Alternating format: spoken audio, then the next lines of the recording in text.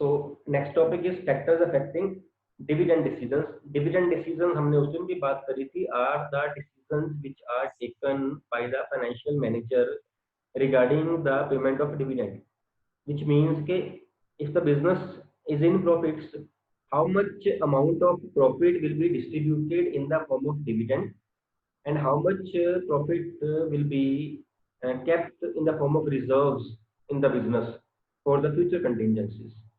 सारे का सारा प्रॉफिट जो है वो कंपनी डिविडेंड डिस्ट्रीब्यूट नहीं कर सकती, company has to retain some earnings out of the profits in the form of reserves, है ना, सो दैट कि फ्यूचर में कहीं काम ना आ जाए, कहीं मुश्किल ना हो तो फ्यूचर में पैसा हो। जैसे हम घर पे सारा पैसा नहीं खर्च करते हैं, हम कुछ सेविंग्स कर लेते हैं, वो सेविंग्स ही हैं जो रिटेन्ड अर्निंग्स है, और बाकी पैसा हम खर्च कर लेते हैं, वो डिविडेंड की फॉर्म में जो है वो निकल जाता है। दीज डिसीजंस हमने पहले भी ये बात की हुई है, are also known as disposal of surplus decisions, that how the surplus that is profit will be disposed of, कितना शेयर होल्डर्स को दे दिया जाएगा in the form of dividend, and कितना जो है company will retain it to the future. एक इसके जो फैक्टर्स हैं, किस केस में डिविडेंड ज्यादा होगा, किस केस में डिविडेंड कम होगा, इस टॉपिक में हम वो फैक्टर्स जो है वो डिस्कस करेंगे। इसमें जो फर्स्ट फैक्टर है that is the current earnings.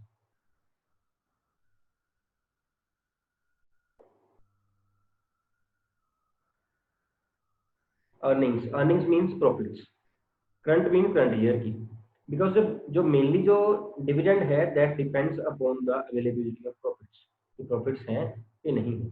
अगर हैं तो ही तो डिविडेंड जो है वो डिस्ट्रीब्यूट किया जा सकता है। अगर इस साल प्रॉफिट्स हुए हैं, current earning mean current year profits, अगर इस साल प्रॉफिट्स हुए हैं तो डिविडेंड के ज्यादा होने के चांसेस हैं, mean current year earnings are more, the payment of dividend chances are more. If the current year earnings are less, the dividend chances are also less. It will depend on the case that what amount of profit has been earned in the current year. उसमें से ही हमने dividend जो है वो very common factor ये है, कितना profit earn किया है उसमें से डिविडेंड दे दिया जाएगा। सेकंड इज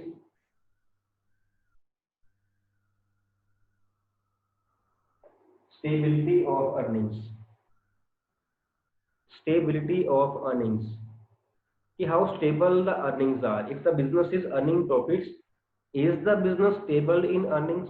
ये तो नहीं है किसी साल बिजनेस को प्रॉफिट हो रहा है, इस साल लॉस हो रहा है, और जिस साल प्रॉफिट हो रहा है उस साल बहुत ज्यादा हो रहा है, जिस साल लॉस हो रहा है उसमें लॉस बहुत ज्यादा हो रहा है, या प्रॉफिट वेरिएशन इतनी ज्यादा फ्लक्चुएशन है कि वो स्टेबल सा नहीं है। एक साल बिजनेस को प्रॉफिट हो गया 100 करोड़ का, अगले साल प्रॉफिट हो गया है 2 करोड़ का, फिर हो गया है 150 करोड़ का, फिर लॉस हो गया है 100 करोड़ का।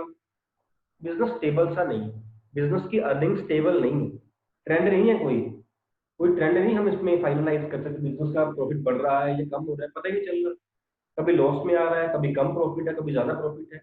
जितना ज्यादा बिजनेस जो है उसकी अर्निंग स्टेबल है उतने ज्यादा डिविडेंड के चांसेस है ना। more stability of earnings of the business is there, more chances of dividend is there, and less stability, less chances.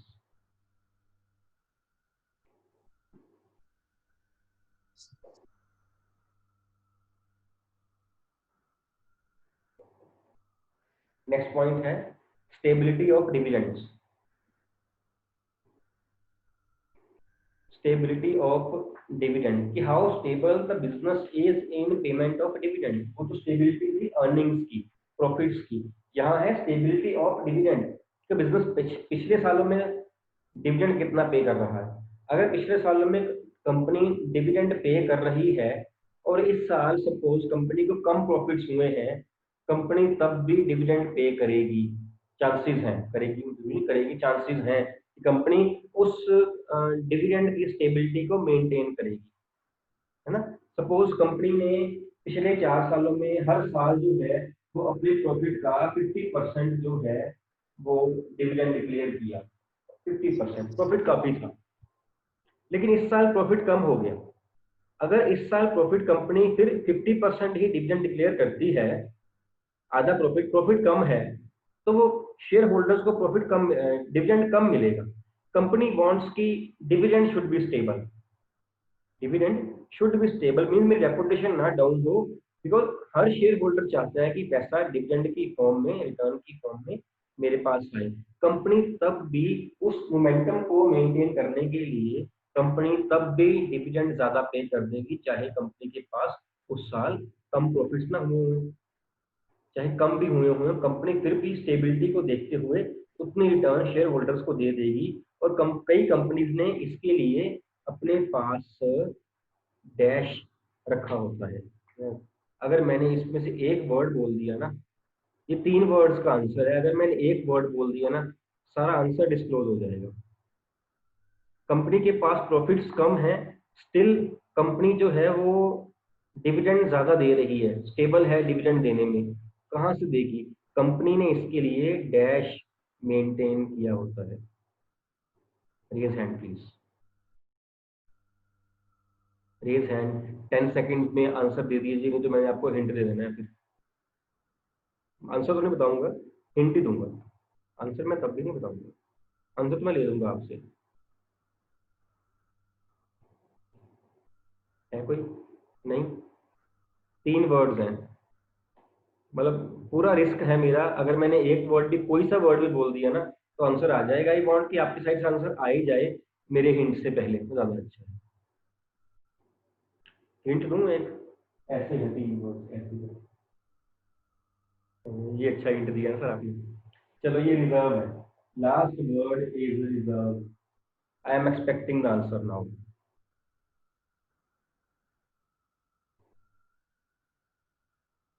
ये मैंने हिंट गलत दे दी है, वैसे मेरे को ये बताना चाहिए था कि आपने पढ़ा कहाँ पे है, लेकिन ये बड़ा हिंट देके भी काम नहीं बना। आपने 11th में पढ़ा था अकाउंट्स में, चैप्टर था प्रोविजन एंड रिजर्व्स। अब तो याद आ जाना चाहिए। अब भी नहीं आ रहा है, जान के तो नहीं कर रहे हो कि सर से आंसर लेना है? ऐसा तो नहीं है।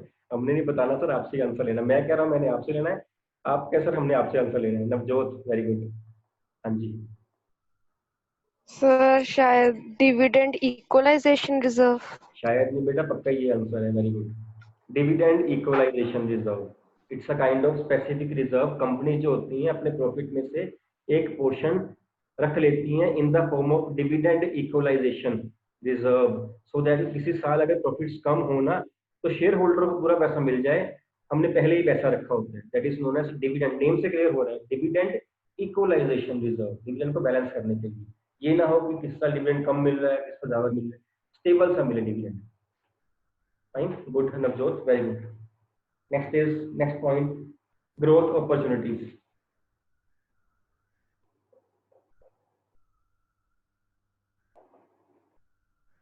Growth opportunities. इसमें केस है, growth opportunities are more and growth opportunities are less. More वाले केस में डिविडेंड पेमेंट क्या होगी और लेस वाले केस में क्या होगी? आंसर दीजिए इसका। If the growth opportunities are more, dividend payment will be more और लेस। ये बताना है आपने, हैंड रेज करना है पहले, आंसर मत देना। Kanika, In case of growth opportunities are more, then the dividend payment will be more, and in less. दोबारा सोचो बेटा इसको। डिविडेंड, अगर अपॉर्चुनिटीज आर मोर, अगर ग्रोथ की अपॉर्चुनिटीज मोर है, फिर हमें कैश चाहिए, ग्रोथ होनी है ना। अगर कैश चाहिए तो वी आर अनएबल टू पे the dividend, chances of dividend payment will be less. अगर डिविडेंड हम पे कर देंगे कनिका, तो हमारे पास पैसा कम हो जाएगा। पैसा कम हो जाएगा तो Yes, ग्रोथ sir. कहाँ से होगी? हमें ग्रोथ के लिए पैसा चाहिए, फंड चाहिए होंगे, तो वो नहीं हो पाएंगे। इट मीन अगर बिजनेस देख रहा है कि नेक्स्ट फ्यूचर में इसकी अपॉर्चुनिटीज हैं ग्रो करने की, तो डिविडेंड बिजनेस कम पे करेगा। अगर अपॉर्चुनिटीज कम है तो डिविडेंड ज्यादा पे कर देगा, बिकॉज पैसा कहीं यूज ही नहीं होना, तो शेयर होल्डर्स को पे कर देगा। समझा रही है बात कनिका? ठीक है ये पॉइंट? ठीक है। Yes, sir. तो अगर अपॉर्चुनिटी ज्यादा है ग्रोथ की तो पैसा चाहिए, फिर डिविडेंड कम पे होगा। ठीक है। Next is cash position.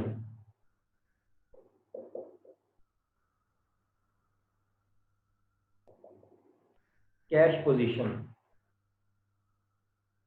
अगर बिजनेस की यहाँ 2 पॉइंट्स कौन से बनते हैं? एक पॉइंट ये बनता है कि बिजनेस की कैश पोजीशन स्ट्रांग है, मतलब बिजनेस जो है वो साउंड है फाइनेंशियली, है ना, पैसा है बिजनेस के पास, cash, cash share means cash and cash equivalent.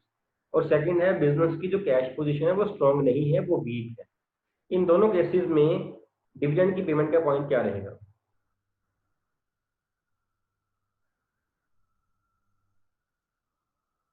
Vasundhara?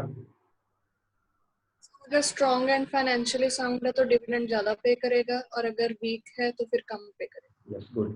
When cash position is strong, means business has lot of cash and cash equivalent. Business के chances ज्यादा हैं डिविडेंड पे करने के, राइट?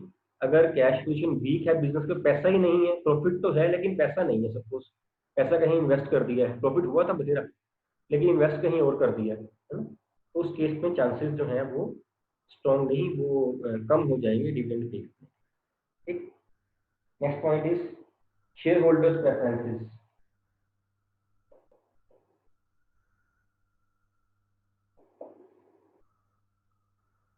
शेयर होल्डर्स प्रेफरेंसेस कि जो business है अगर वो शेयर होल्डर्स की प्रेफरेंसेस देखेगा ना तो डिविडेंड ज्यादा पे करेगा, because every share holder want कि मेरे पास रिटर्न आए। कैपिटल तो अप्रिशिएट हो ही हो, वो चाहता ही है बिजनेस, लेकिन जो रिटर्न आनी है ना उसका मजा ही कुछ और है ना। हमने पैसा लगा दिया, हमने शेयर मार्केट में से शेयर परचेज कर लिए और थोड़ी देर के बाद उसमें से कंपनी बोले कि ये लीजिए आपके लिए 5-10 हज़ार रुपये, लाख रुपया लगाया तो कंपनी हमें 5 हज़ार वापस कर दिया उसमें से, तो कितना मजा आता है ना। वो लाख तो लगा ही हुआ है, ये 5 हज़ार फ्री का मिल गया हमें। Share holder, every share holder wants कि रिटर्न जो है डिविडेंड की फॉर्म में आनी चाहिए। कंपनी भी बढ़े आगे, ग्रोथ भी कंपनी की हो, लेकिन personally every share holder want कि डिविडेंड भी डिस्ट्रीब्यूट हो, डिविडेंड भी डिक्लेयर हो। तो अगर शेयर होल्डर की प्रेफरेंसेस देखेंगे तो कंपनी जो है वो ज्यादा डिविडेंड पे करेगी। ठीक है, देन है आपका टैक्सेशन पॉलिसी।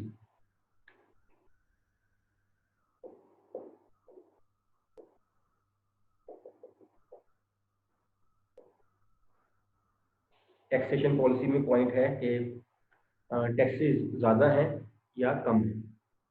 अगर टैक्सेस ज़्यादा हैं तो डिविडेंड के पे आउट होने के चांसेस कम, क्योंकि टैक्सेस ज़्यादा लग गए, पैसा बचना नहीं कंपनी के पास।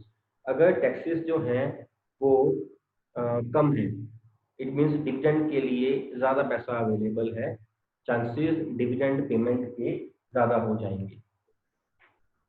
Right?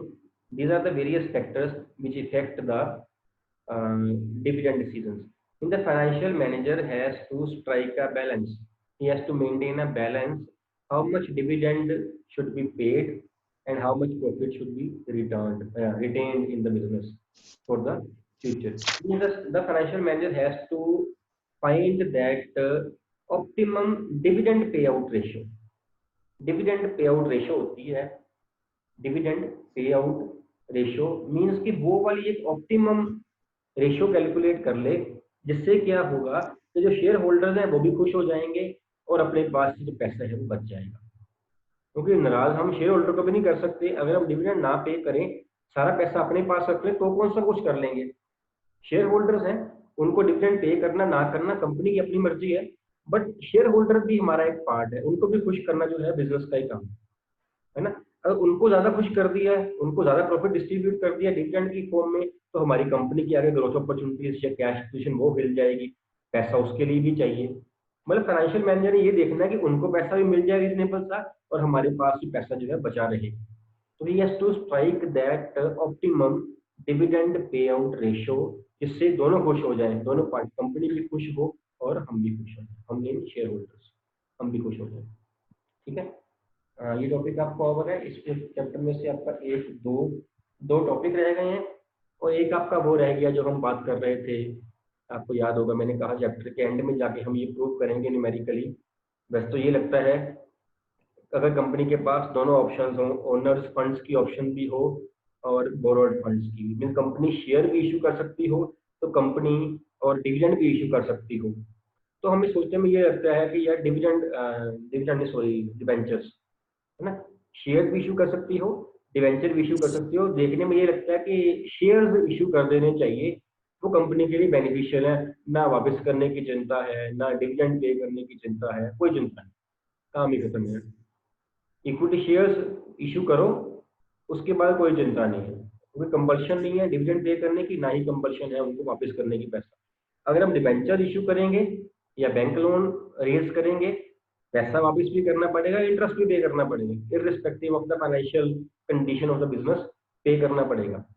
तो ज़्यादा इजी क्या लगता है, ज़्यादा इजी लगता है कि डिबेंचर या बैंक लोन वगैरह इशू कर दो, सॉरी शेयर इशू कर दो। लेकिन अगर अगर बिजनेस के पास दोनों ऑप्शंस हैं, तो एक जो जेन्युइन फाइनेंशियल मैनेजर है ना, वो डिवेंचर इशू करेगा, मींस बोरोड फंड इशू करेगा, क्योंकि इससे इक्विटी शेयर होल्डर्स को फायदा होता है, इक्विटी का फायदा होता है अगर हम डिवेंचर दें। बड़ा लगता है ना स्ट्रेंज सा कि ये कैसा रीजन हो गया है ना, ये हम न्यूमेरिकली प्रूव करेंगे। तो हमारे 3 टॉपिक्स रहते हैं, 2 बड़े वाले टॉपिक हैं, एक ही टॉपिक छोटा सा है, ये हम डिस्कस करेंगे और चैप्टर हमारा फिर फिनिश हो जाएगा।